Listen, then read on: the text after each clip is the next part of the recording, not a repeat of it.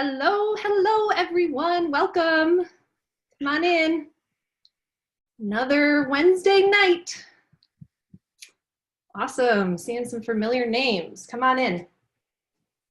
We'll get started in just a minute or two. We want to save all the good stuff for everyone, so we won't do any intros quite yet. We usually wait another minute or two.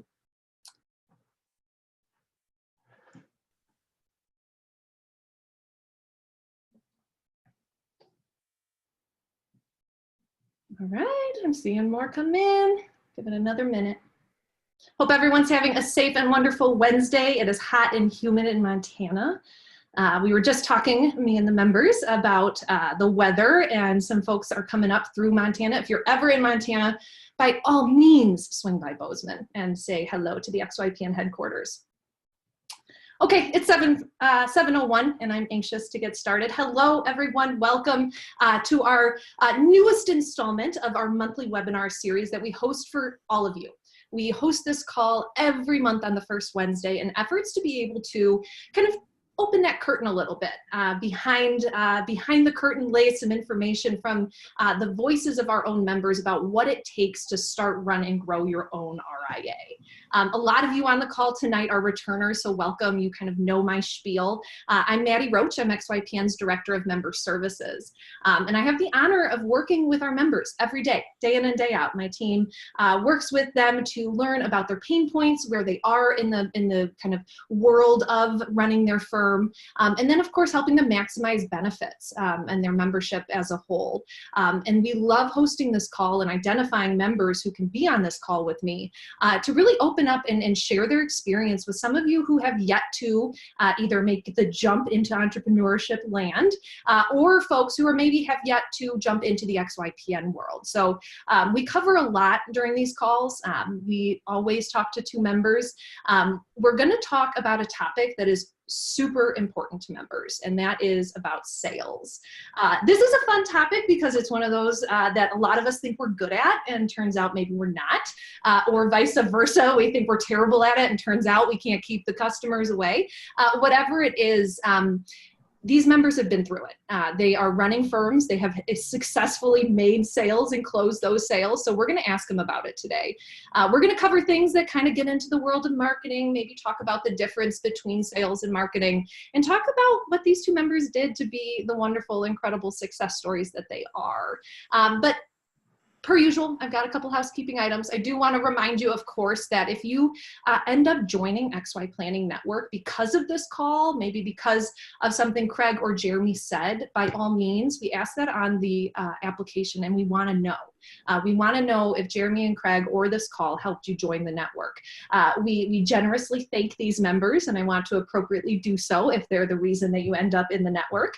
And then be sure to tell them if you end up at XYPN Live at a breakfast next to them. Let them know that they were the reason that you joined. Additionally, we of course have next month's webinar planned and locked and loaded and ready for you. And that's going to be all about building a client base in year one. So we'll probably touch on several of the topics we talk about today next month. So come on back then. And that's it. We do offer question and answer components to these calls, and you can use the Q&A section of Zoom to do so. But a lot of you already submitted awesome questions, so thank you so much. I'm sick of talking. Let's meet the members on today's call. Craig, go ahead and introduce yourself. Tell us about your firm, where you're located, who you serve. Yeah, thanks, Maddie. So my name is Craig Joncas. I am located in Maine, the city of Portland, Maine, up here in the Northeast. Our firm is a 8-person independent registered investment advisor. We serve basically the mass affluent is what we would say we serve. So not the super wealthy individuals and people that have worked hard their whole life and have a little something saved up. You know, we've been doing it for about 20 years at this stage. Awesome. Thanks, Craig. And how about Jeremy? Yeah, so my name's Jeremy Walter, and I founded Fident Financial, and I'm located in Lancaster, Pennsylvania. If anyone's familiar with the Amish community, that's the heartland of them. But I started up I think I was officially approved in March of 2017. So, you know, still kind of fresh into things. And similar to Craig, I kind of target the mass affluent. And I was thinking about this before, and I actually kind of looked up my youngest client's 18 years old, and my oldest client's 72. So definitely the whole spectrum of age on there, and varying degrees of wealth and income. Interesting. So I imagine the sales conversation and process may be different. Yeah, a little different. Folks that you guys work with. Tell us, Jeremy, what were you doing before you launched your RIA? Were you a salesman? Not particularly. I was a financial advisor, so you kind of wear that sales hat. But I had the typical XY story where, I was part of another firm, part of the succession plan with it. Things weren't, entirely perfect with that, but great firm, great relationship, but just had a little bit of a different vision for the future. So I left that firm in December and then struck out my own a couple months later. Awesome. Love it. And Craig, what were you doing before you started at your firm? Yeah, good question. And I should clarify that our RIA has only been in existence for 3 years at this stage. So we were with an independent broker-dealer prior to breaking away and registering our own RIA. But our team was intact, so we kind of still consider ourselves as 20 years in business. But financial planning and investments is all I've ever done, actually. I started working for this team when I was in college as an intern. I've been doing it personally for 11 years with them now. My job prior to working with them was an ice cream truck driver in college. So you were it. Awesome. Craig, tell us about what are your client numbers right now? How many does your firm serve? And then what is your role in getting those clients? Yeah, good question. So we serve right now 500 clients. Wow. And we have 4 financial advisors on our 8-person team. My role in getting those clients is I actually hold all of our kind of like introductory or getting to know you phone calls. So I do the kind of 15-minute, what are you looking for? Tell me a little bit about yourself. They get to know us, and then kind of distribute incoming clients to the firm as we see fit.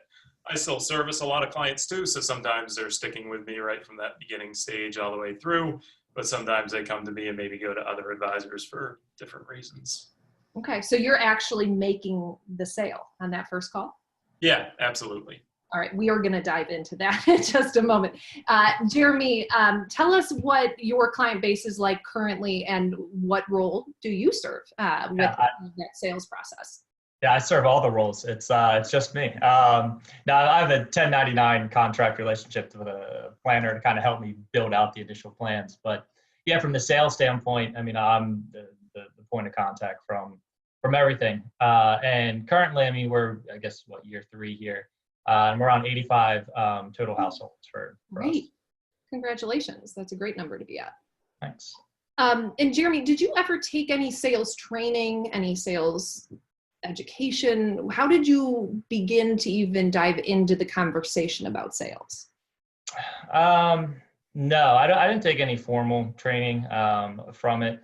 My parents always remind me of this conversation. Apparently when I was in high school, they had like a parent-teacher conference with one of my teachers, and they said, oh yeah, Jeremy could sell ice to an Eskimo or something along those lines. And so I don't know, evidently there's some skill there. I don't consider myself a great salesman, but no official training.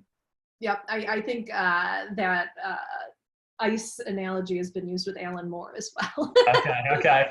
Yeah, that's awesome. So, Craig, what about you? Did you ever take any, real organized training on how to perfect your sales discussion, sales pitch?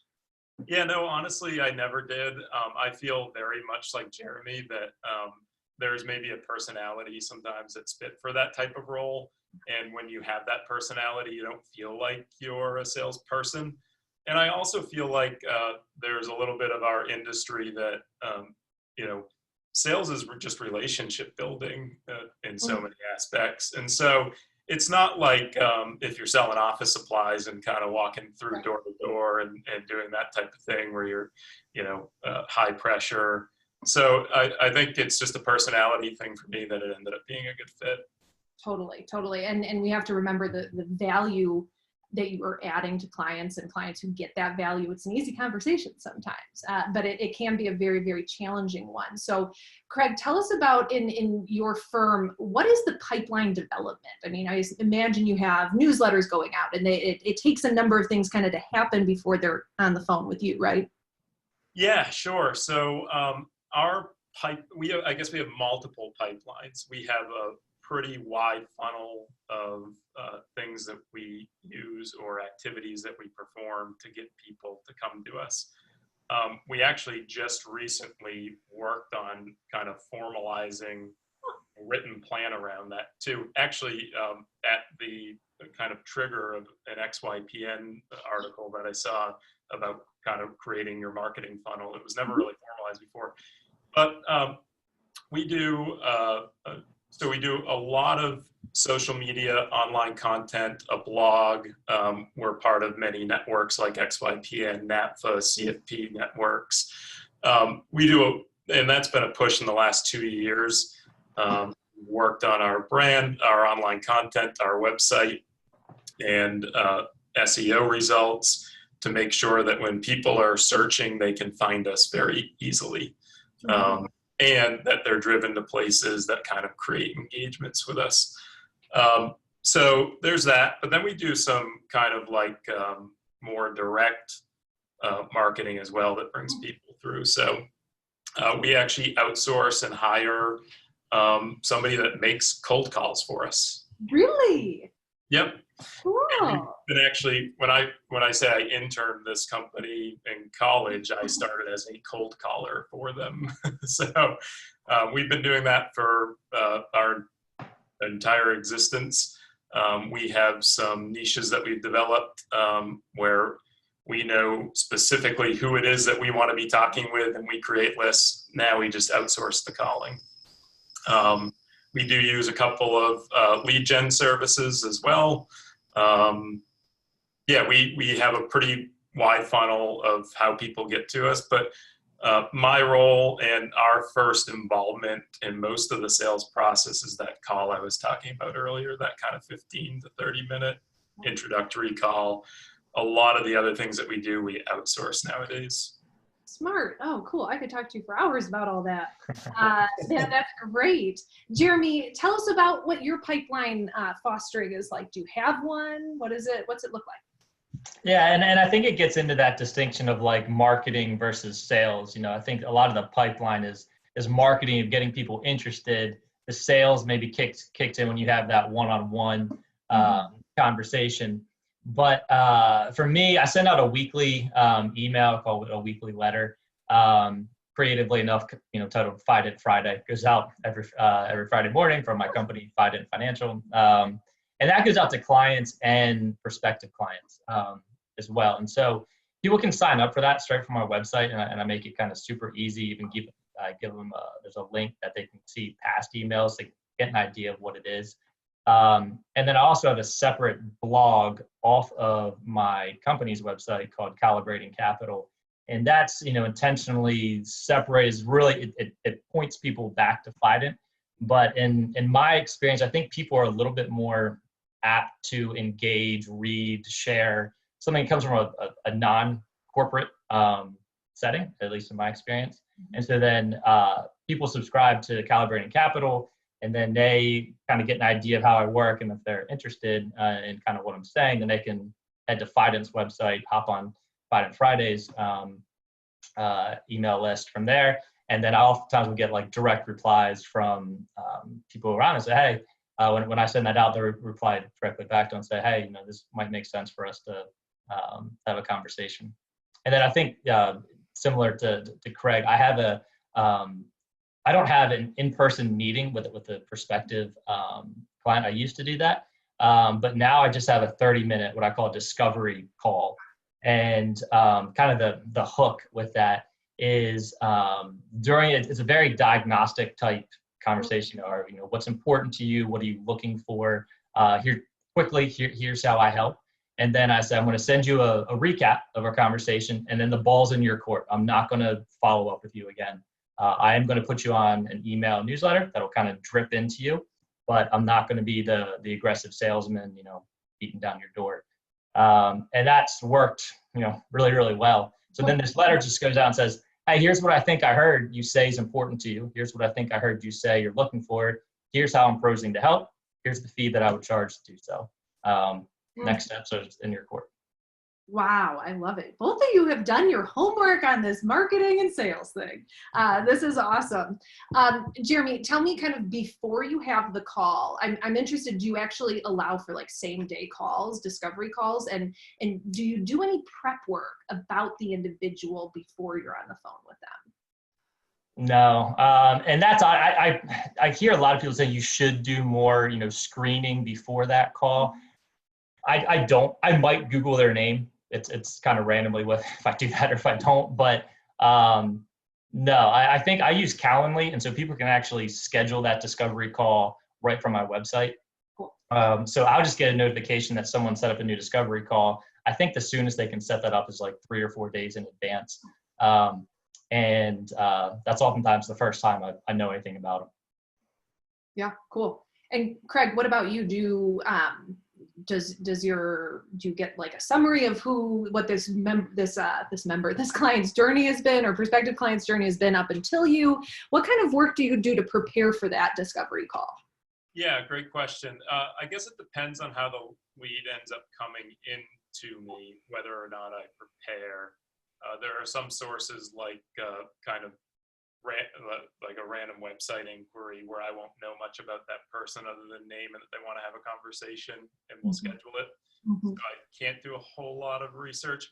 Then there's another, environment, a niche that we have is working with one of Maine's largest employers, the University of Maine.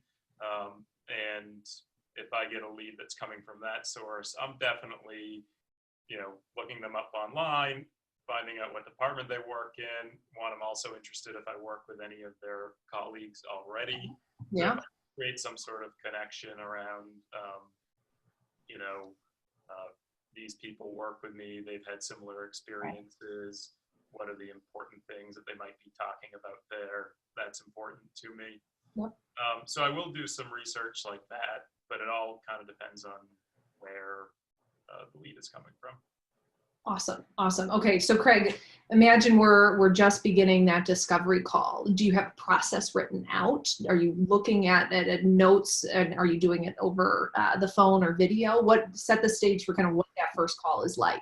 Yeah, good question. So, and if I can get somebody to come in for a meeting, I actually would prefer that.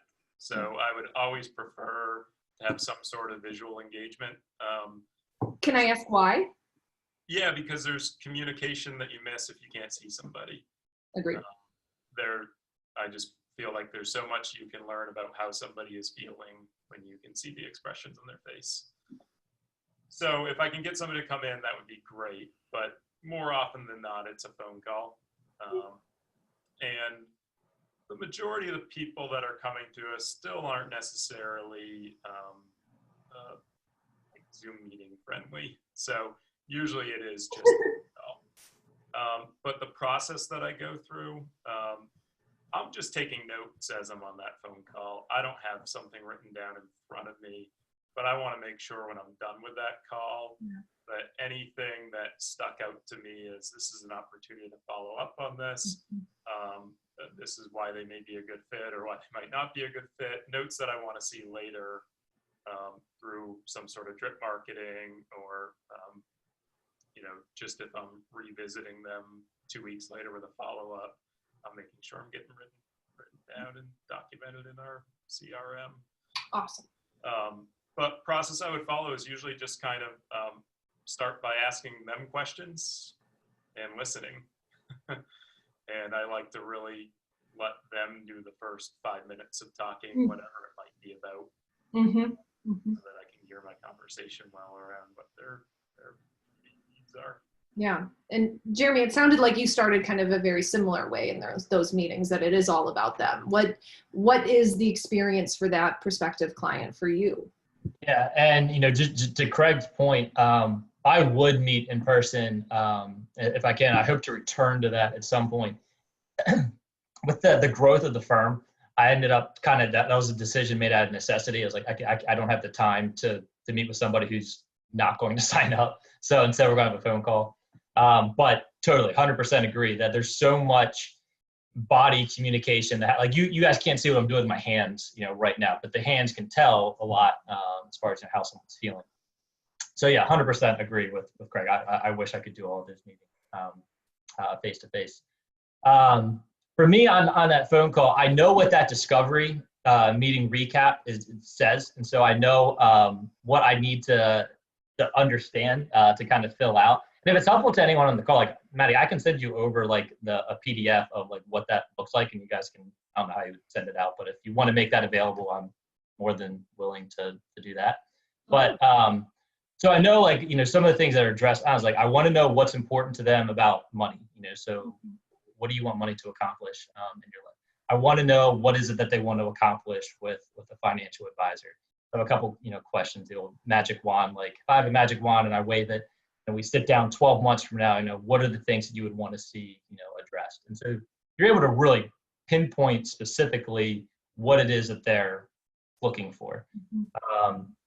And also to Craig's point, as far as, trying to not talk as much, I don't often succeed at this, but I try to, use the old, you've got 2 ears and 1 mouth for a reason, listen twice as much as you're speaking. I try to do that. But I'm not always super successful at that, but really allowing, it's a diagnostic conversation. You're trying to figure out what's really important to them.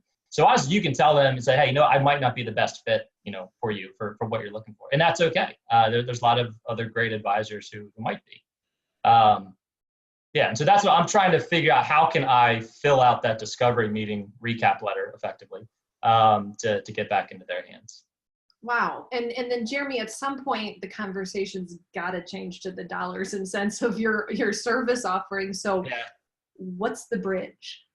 Yeah, so I talked about that on that call. I said, hey, I have a services brochure, and this is going to be, depending on how everyone does their planning. I charge upfront planning project fees, giving people the option to either stay on board or just kind of do a one-time engagement. So, I know sometimes say, like, look, our industry, our profession is not great at disclosing how advisors are paid. I never want that to be an issue. As far as you're working with me. So I'm gonna be very transparent. If you ever have any questions with how I'm paid, please let me know. I want to be transparent. But here's what the service is gonna look like. Here's the fees that I charge to go through it. Typically, there's a little bit of a range. I want to be very, very clear so what it is that we're getting into. So I'll verbally tell them, and then I send them, along with the discovery recap, my services brochure that shows. Wow. So very transparent. And are your fees listed on your website? They're not. And I know kids would chide me for that. My site is super basic. Like, I intentionally do not have a lot of information on there. And I couldn't fit a fee schedule on it. So it wasn't for me trying to hide the fees. It was more, if somebody doesn't know what financial planning is and they go on and say, oh, Jeremy's going to charge me a multi-$1,000 upfront fee, all I'm looking to do is set up an IRA, we might not ever have the conversation. So I found that people engage with me thinking that they need investment management. And then as I diagnose, like, well, actually, you need a financial plan. And then we'll figure out the investments from it. But if someone doesn't know that and they see your financial planning fees, you might scare them off. Kids is probably going to yell at me for that. But it's not on my site. Feel free to. Hey, you're at 75, 80 clients. I think you're doing just fine. That's great. Craig, what kind of bridge do you build to from what they need to what you offer? What's the language you use? How do you frame it and package it so that it's not just a blatant sell? Yeah, good question. So, I guess first I'm just trying to discover what they do need, just like what Jeremy was just talking about, whether they need asset management work or financial planning work. And then I guess I just try to describe to them more of like the intangible benefit of working with an advisor rather than the tangible items. So kind of like focusing on outcomes and goals and peace of mind and having some sort of roadmap of where you are rather than focusing on kind of like individual planning topics or trying to develop expertise. I try to focus on kind of the feelings, the emotions, the outcomes, Totally. and kind of gear my process that way. Sure, absolutely. And as many of you know on the call, we live in the world where testimonials are a no-no. So I'm wondering, I know the benefit of the peace of mind that comes from financial planning, and so do you, but how do you translate that to someone who maybe doesn't? And you can't say, well, talk to Barbara because she did, read Barbara's essay about me. Craig, what do you do for that? Well, we do actually, we do keep references Cool. that are willing to serve as references. And Smart. we have prospective clients that want to talk with clients of ours. We allow them to do so. Love it. So that would be the way I'd tackle that, actually. Yeah. And Jeremy, what about you? Yeah, I mean, I actually had almost, well, not exactly, but a similar situation last week. Had a prospect from Canada, reach out from Twitter actually, and like this dude was awesome. I really enjoyed my conversation with him. He was looking help for his mom. Actually, he was helping his mom. Wanted to kind of pass on to an advisor. It was like $2 million of investable assets. I mean, phenomenal. And I was like, I don't know anything about Canadian, regulation or, planning strategies. And I was like, dude, I'd love to help you, but I can't. So let me reach out to a couple networks. Posted something in XYPN, posted something in NAPFA, and got him a list of names and said, hey, I wish I could help you, but I can't. But here's some people who I think could. Love it. And you did mention something about that earlier about helping a client find another advisor. Do you have a process for that? I mean, it's at XY, it's great because you can really find people that work with those folks. Is that something you do repeatedly with folks who you choose not to serve, that you will pass them off to other people? It doesn't happen a whole lot, to be honest. I do have a couple names that I would kind of easily refer to, but depending how they found me, like if they found me through XYPN, find an advisor, if they found me through NAPFA, I would just say, hey, I wasn't the only name who popped up. Maybe there's someone else who could best suit this. So I can sometimes like send them back to how they found me. But that said, there's a couple other names who I could refer to, but it doesn't happen as much as I maybe thought it would happen. Yeah. Interesting. Craig, are you turning down clients often? And if so, are you kind of giving them a short list of folks they can go and talk with? Yeah, so our firm does have no minimums because we do financial planning for fixed fees. Cool. So, and that's new as of 2 years ago for us. We used to turn down more clients because we don't have a mechanism for that. However, the way we're set up on our fee structure is such that we kind of engage with people over a longer time frame. So the classic kind of case that we turn down or send somewhere else is somebody that wants like 2 hours with us to do some budgeting. Oh. Our fee schedules are set up with a 1-year minimum commitment. Somebody who wants to come in and do 2 hours of budgeting is going to pay us way too much for that 2 hours of budgeting. They need to want something a little bit more holistic to be a good fit. So when we have people coming in that need that, there are a couple of firms in the area that do the hourly work that we'll refer them over to. Great. There's some terms in the sales world that I got to ask about. Do you, Jeremy, have an elevator pitch? Yeah, yes and no. I have it in my mind. I actually don't ever like spit it out of my mouth, but yeah, I say I help people align their values with their wealth, and typically that's enough to trigger it. And it's like, oh, that's what are you, a therapist? And I was like, oh, sometimes. So yeah, I think you're supposed to have like a 3-second, a 30-second, and a 3-minute. I have a 3-second. I haven't officially built out my 30-second or 3-minute yet. Yeah. Well, it's funny because that elevator pitch was one of the terms I was thinking of, but pitch is the other term that I've actually been told, don't use pitch, or don't use, it's not a pitch. You're really showing value. Craig, do you have an elevator spiel? I do not have a formalized elevator spiel, no.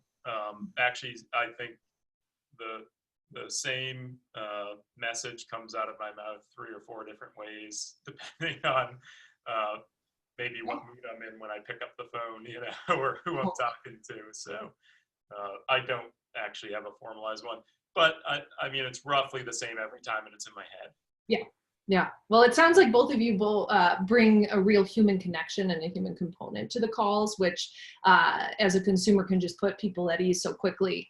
So it's almost, you know, the spiel will get them in, but once they're in that call with you, I imagine that you both are very calming, and it's nice to have the focus on the client. But there has to be people who have objections. So Craig, talk to me about some of the more recent objections that you've heard from prospective clients, and what were their hesitations, and how did you address it? And are there tactics that you use to address those objections? Yeah, that's a really good question. Geez, I had a yeah. Go ahead. Oh no, go ahead. I had a client recently that actually objected to charging a percentage of a portfolio under management as being fee only, which obviously was just kind of wrong. But interesting. How did you address it? Yeah, so we talked through it pretty thoroughly. We went completely through the background on what makes a fee only versus fee based versus like an insurance agent advisor. And I'd say it took us probably a half hour. This was a very long call that I had with this woman. And she's actually a client today too. Hey, that's great. So, and typically when I hear something like that, it's usually a bit of a red flag for me. Like this person isn't understanding the industry or the value. We might have a hard time making a connection, but just a little bit of education, taking my time, being willing to spend time with her, you know, was able to get over it. Awesome example. And that's such a good example because you know the facts are kind of on your side and you've got to gracefully explain it. And it sounds like you did it. So nice work on that. Thanks. Jeremy, what have been some of your most recent objections and how have you handled them?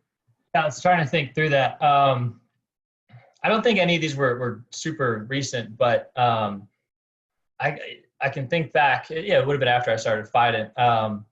You know, someone just wanted investment management. You know, they didn't really see the value in doing financial planning.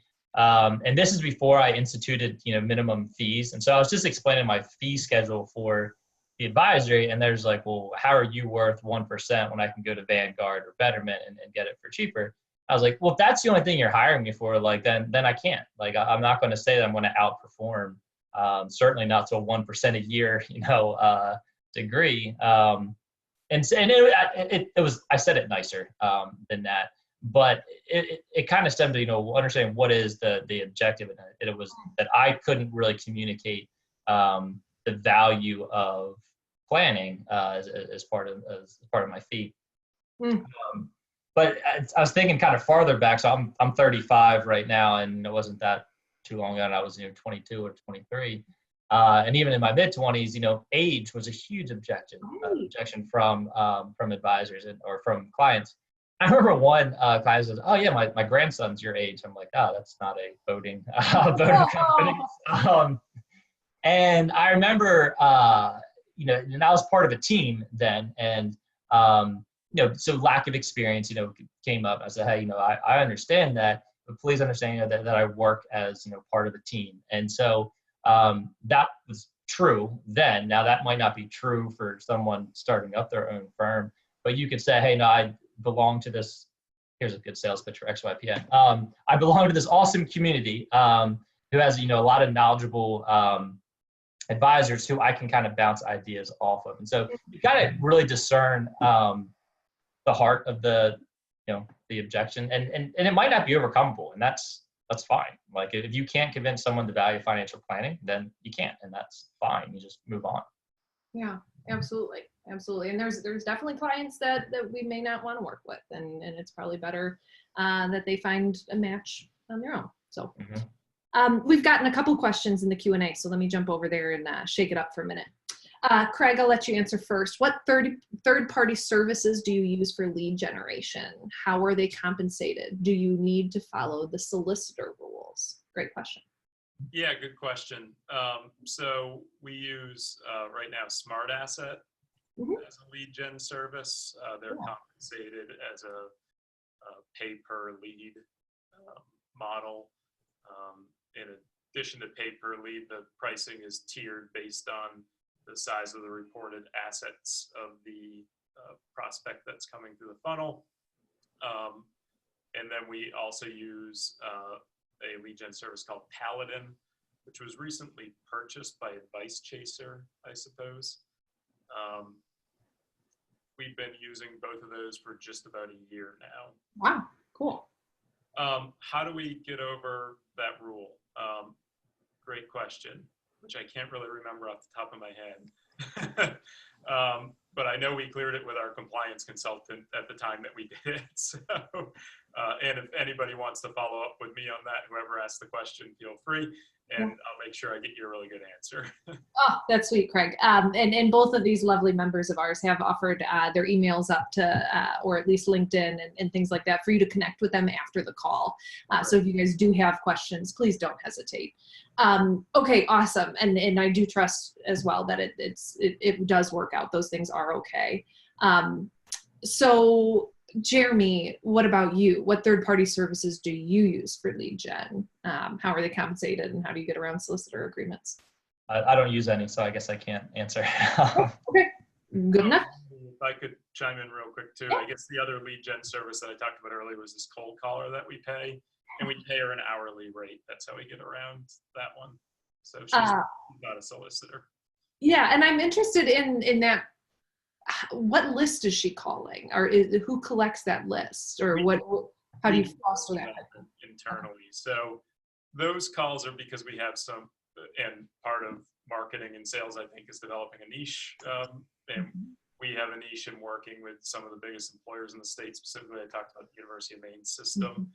And in the last couple of years, we developed that with a couple of other large employers in the state. So any employee of the University of Maine is a great target for us. So we will develop lists of employees of the University of Maine, and that's a public searchable list. So very smart. And we do the same with the other institutions. Cool, love it. And I just thought something with that. I used to be affiliated with Dave Ramsey's SmartVestor Pro. And that actually got in some hot water with the SEC, whether that was a solicitor relationship or just glorified advertising. It was, at least in that specific example, it ended up being decided that it was just advertising, and they had to change the system. We're just having one advisor show up to having 4 or 5 advisors show up. So I guess I do a little bit of experience in that, but I'm no longer affiliated with them. Sure. Yeah, absolutely. And thank you, Craig, for the clarification on your niche. Jeremy, who would you say your niche is? I'd say faith-oriented households. But and how I loosely define that is someone who wants to put a little bit more, purpose behind their wealth. If my discovery call with them is like, I just want you to maximize my net worth and my income by all means, and we never talk about anything else, and I'll just gently disqualify myself from that. Yeah, so that kind of loosely defined, but that's who I kind of naturally resonate the most with, and that's people read my website or the Calibrating Capital, they kind of get that's what I'm about. Yeah, absolutely. Jeremy, what would you say is the most challenging part of the sales experience, the sales hat that you have to wear in this business? I enjoy it, to be honest. I mean, I'm trying to think of what's hard. As a one-man shop, it's hard to manage everything. And to, I guess, give a little bit of perspective. I mean, I'm averaging like 3 to 4 new clients a month right now. And so just like the building out of plans and managing the existing households, it's hard. And so just kind of staying on top of everything is challenging. Now, I've been, super fortunate to leverage some relationships with other advisors, actually part of XY, who are amazing at technology where I'm probably lacking a little bit, and they've automated a lot of this for me. But still, just staying on top of everything is certainly a challenge. If I get on the phone with somebody, I really enjoy it. But probably just staying on track and seeing where everything's at. And, to be honest, because I don't follow up a whole lot, and, I just kind of rely on the weekly email that goes out, my close ratio probably isn't what it, quote unquote, could be. So I guess you could call that a challenge, but I don't worry too much about it. Yeah. Well, that's a really good segue into my next question, but I do want to ask Craig the same thing. Let Craig actually, no, Jeremy, stay on that. You mentioned your close rate. Are you tracking KPIs actively? Do you have metrics that you want to be hitting? Yes, I track my KPIs. I'm a huge subscriber to the Traction Vision Organizer. I have my weekly scorecard. Cool. And my close ratio is not on that. What I track is how many new discovery calls do I have a week, and how many new clients am I currently working with. And that's probably, somebody could say you need to go way more detailed than that, and I understand their point, but at this point, I'm not too worried about it. Yeah, absolutely. Craig, what would you say is the most challenging part of the conversation or the process, or just the hat generally that you have to wear as kind of the main business development person at your firm? Yeah, I think it comes down to time management and dedicating the time to it. Even though, we're an 8-person firm and I do all the sales, I still wear a lot of different hats. And so disciplining myself to break away from responding to a client or doing financial planning and shutting the door and saying these next 2 or 3 hours are dedicated to following up with people I need to follow up with. That's always the biggest challenge. Yep. I say it almost every call, but the most requested member benefit is more hours in the day. You guys are so busy. So Craig, same kind of follow-up question. Are you tracking close rates or KPIs regarding your sales process? Yeah, we do. It could be more thorough for sure, but we track sources of how people come to us, cool. And then client conversion rates from those sources. Smart.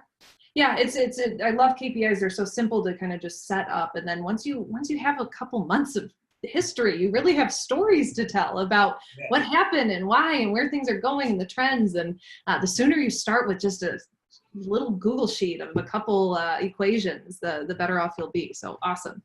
I'll switch it up again and go back to some caller questions.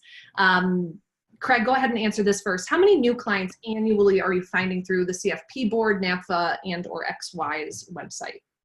Not many. I would say 1 or maybe less than 1.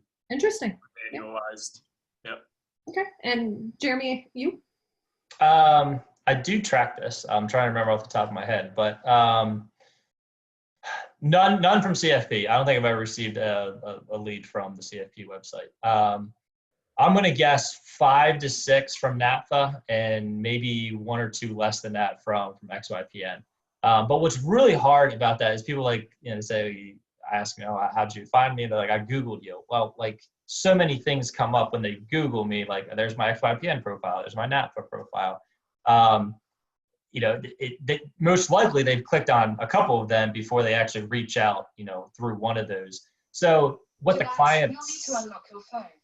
Sorry, I just woke up Google. So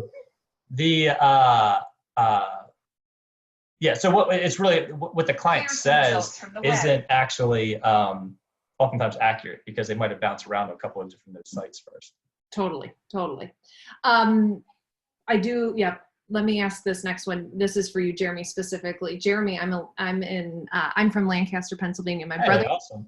My brother just sold $1 million mill to an Amishman, 35 years old, who paid in cash. I'm curious, have you looked into how to work with the Amish non-technology market? Might they be prospective prospects? Maybe. I have worked with Amish in the past, not in the current gig, but Yeah, not surprising at all. They paid in cash. They have an Amish bank that they bank among themselves, and it's ludicrously large. Yeah, and they're not technology adverse. What they leverage technology actually really well in their work oftentimes. But might they be perspective? Maybe it would depend. Amish usually like to buy businesses and farms that are not too interested in stock markets. But yes, maybe if your brother-in-law wants to send them my way, I'd love to have a conversation. There you go, anonymous caller. You've got Jeremy's information. Okay, Craig, how effective is your firm's website for quality lead generation? Yeah, I actually think it's quite effective. We have invested in kind of coming up at the top of the Google search lists. Mm-hmm. We have a blog there. We have ourselves out in all these different networks. And I would say that we're getting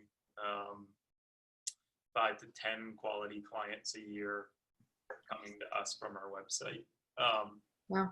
We get a lot of non-quality prospects that come through there too, that we'll have a quick conversation with, isn't a fit or not closing them, but definitely well worth that energy for the clients that we close from it. Great. Jeremy, how about your website? I guess I'm biased, and I invested a fair amount to get my website, so I hope it's pretty effective.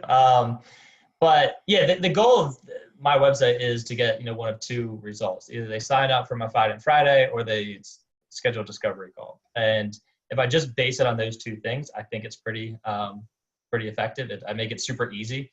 I was just listening to, I think it was Alan on one of the podcasts today, but just talked about, you want to make that as frictionless as possible. Like when someone fills out the information to join your survey or to set up a discovery call, you don't want to have 20 different boxes for them to fill out. Like you want your name, email address, and a phone number. And then maybe you set up a follow-up information as far as like, hey, so I can best prepare for our phone call, please fill out this form. But you want to keep the website pretty clean. Yeah, absolutely. So let's talk about how XY helps in the sales component. Up until now, we haven't had an explicit sales program available to members. But Jeremy, from your perspective, how has XY helped with this sales hat that you have to wear? I mean, thinking back to the, I should know this, but you guys still do like the when people launch, you put them in study groups, and they have like all the different courses and so forth. Okay, good.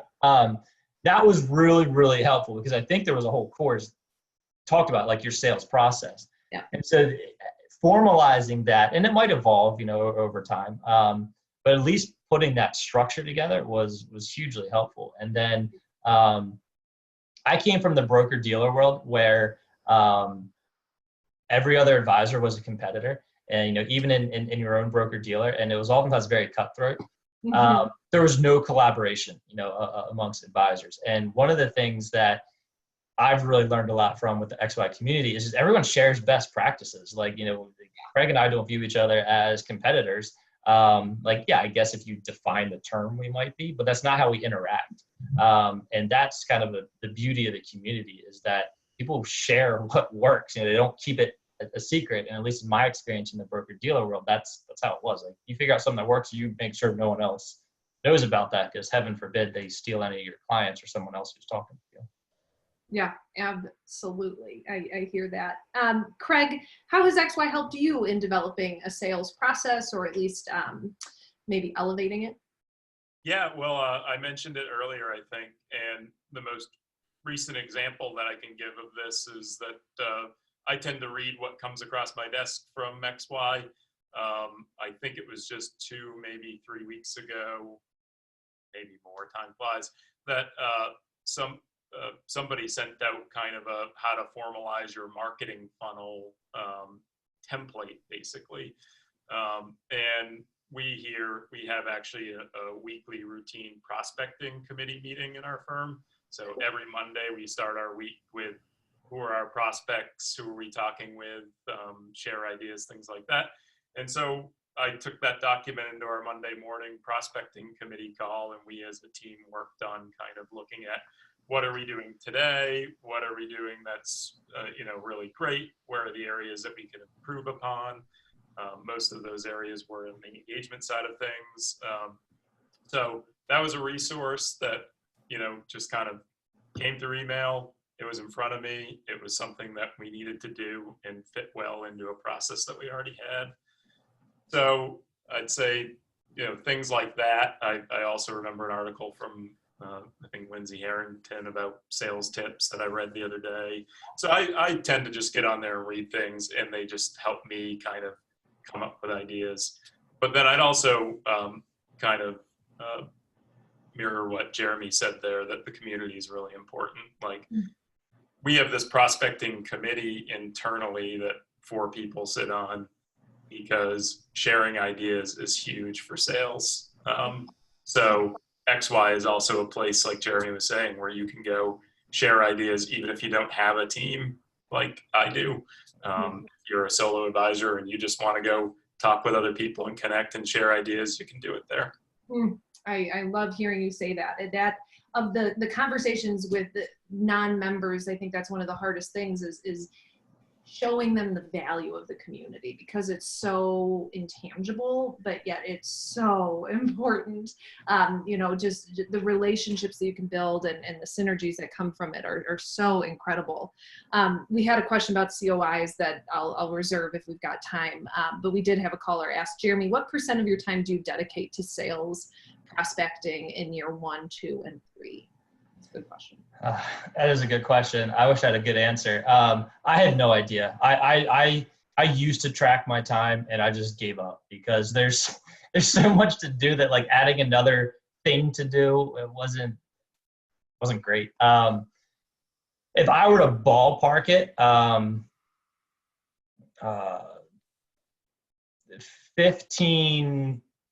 to 15% would be my guess, if I'm defining sales prospecting as having the discovery meetings, because those are a half hour, the 40-minute phone conversation might take me 10 or 15 minutes to type up the discovery recap, send them, add them to my email newsletter, and I don't do anything again. So ballpark, I've gotten much more efficient. In year 1, that might have been 3 times that amount. Yeah, absolutely. Efficiency does really, you start seeing it over the years, for sure. And it's interesting that both of you say that you like this part of your job so much and your role. What I kind of see, anecdotally speaking, is a lot of advisors, as they approach year 5 and 6, their business has grown, they actually find they really do want to be the face of the company. They want to be doing the business development, and they don't want to be doing the financial planning nuts and bolts. And that's how they begin to kind of scale their business, as they hire someone to kind of come in and do that work so they can be out front and center. And Jeremy, is that something that maybe you've considered or are thinking about as you kind of continue to grow, that at some point that percentage is going to go up because other stuff's off your plate? Yeah.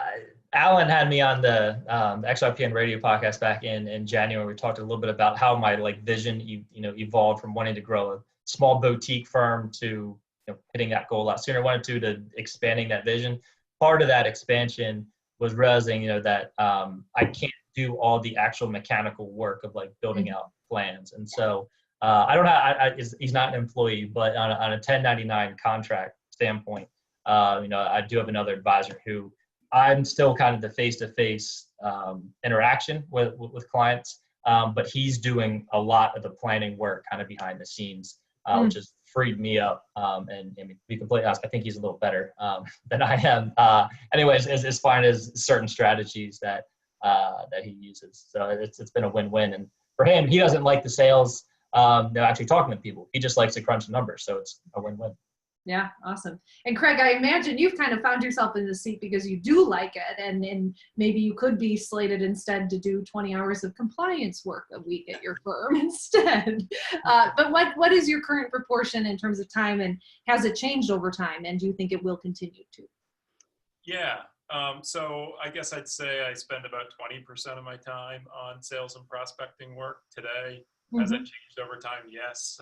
When I started, we were in a setting where I was kind of trying to grow my own book. I mean, I guess at one point in time I was 100% sales. Yeah, right. and so you start getting clients. So yeah, about 20% of my time is there. And then I think that over time, that will ramp back up again.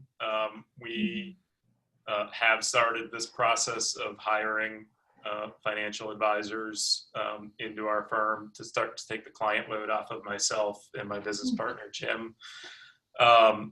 We actually hired somebody 2 years ago, fresh out of college, no background, and trained him to be a financial advisor. He just sat for a CFP and got preliminary results that he's passed. We're stoked. And I once again, I just agree with Jeremy. He's better at it than I am. He brings my financial planning game up by being able to mentor him and refocus on really high quality results and fresh ideas and things like that. So yeah, the goal is, over time, that I will get more and more involved in sales again, and that the number of hats I'm wearing will shrink. Yeah, absolutely. That's a very, very good thing for your new associate. Tell him congratulations on passing that. Yeah. Okay, we have time for 2 more questions, and the COI one's interesting. The question was along the lines of, are you developing specific COIs, or are you kind of spreading your love among a lot of them? And are you seeing benefits from having this kind of mutual referral? And how, if at all, does it play out in your firm, Craig? Yeah, so I will start by saying I don't know that I'm the best resource on a formal plan for developing COIs that deliver referrals.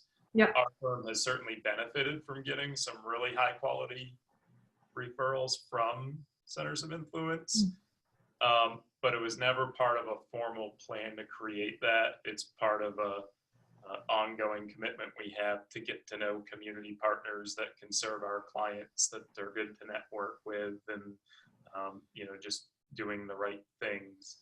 And we are certainly spreading our love, I guess I would say, too. Part of that for us too is a little bit of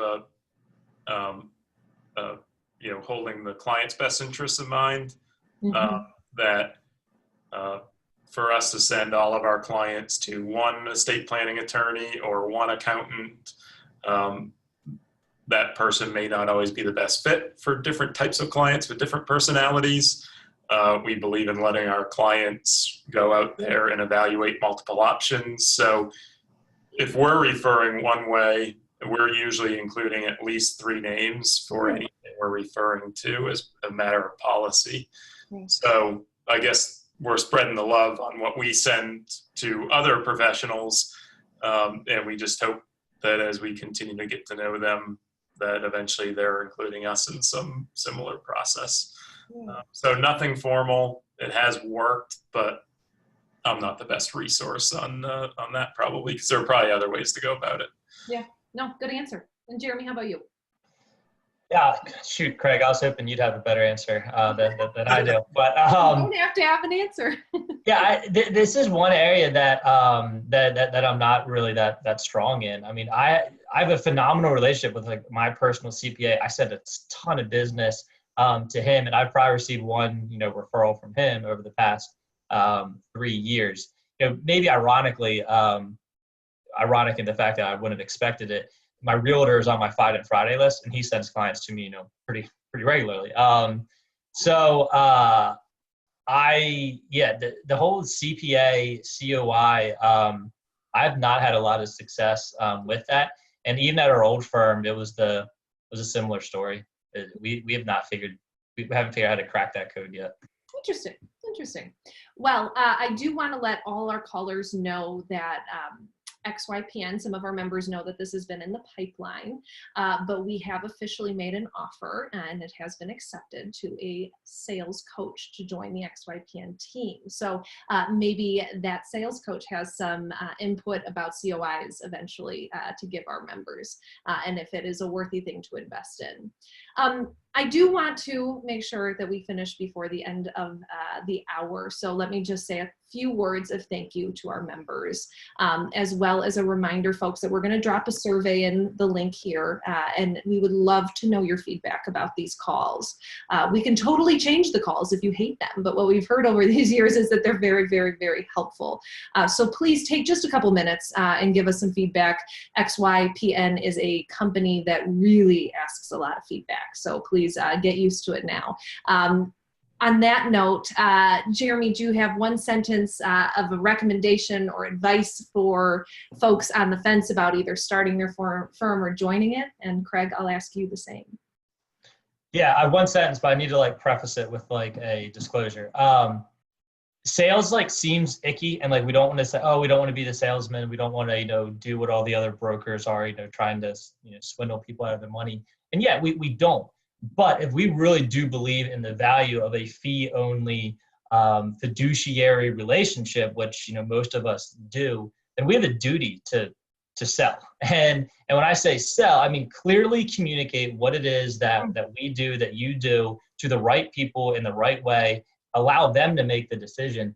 But if you want to have a successful RIA, I mean, it's not optional. I mean, you have to be able to close business. And I think we need to kind of always get over ourselves and say, well, I don't want to sell. Well, you need to. Like, if you want to progress this profession, as we all do, like, we need to be okay with selling. And by selling, I just mean communicating clearly what you do, how you help, and let people make the decision.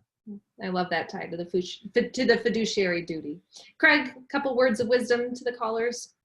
Yeah, I'd say first step is take some time to develop a niche. The more narrowly you can focus, the better you're going to be. So make it as narrow as possible, and then just hyper focus on being the best at that. Great advice. Well, folks, this is the first time in a long time I've kept you for over a minute on the call tonight. So I thank you for your patience, and thank you so much for calling in. Don't forget to submit that survey, and don't forget, of course, to let us know if Jeremy and Craig were the reason that you ended up in our wonderful community. Additionally, we have a wonderful, wonderful call next month. We will definitely circulate how to sign up for that, and we will be talking about building a client base in year one. So a lot of the conversation we had tonight will be covered by different members next month. So to both Jeremy and Craig, thank you both for being awesome members, awesome advocates for your clients, awesome advocates for this industry, and great resources for our callers tonight. Thank you all. Have a great and safe rest of your evening. I look forward, Jeremy and Craig, to seeing you hopefully in a few weeks at XYPN Live. Well, have a good night, everyone. Bye-bye. Yes.